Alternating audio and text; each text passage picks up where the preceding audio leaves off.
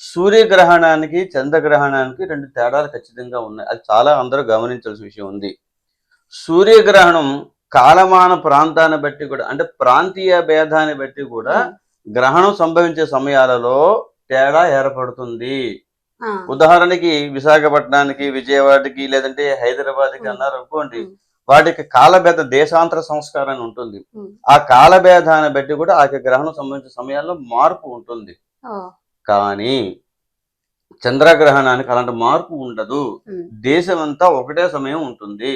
మన భారతదేశంలో ఎటువంటి టైం జోన్స్ లేవు కాబట్టి, IST 5:30 కాబట్టి మనకి, మనం చూసుకున్నంత ఒకటే వాచి కాబట్టి, ఇక్కడ సూర్యోదయాన్ని బట్టి కదండి సూర్యగ్రహణం ఏర్పడుతుంటుంది కదా, అంటే దాని లెక్క ఉంటుంది.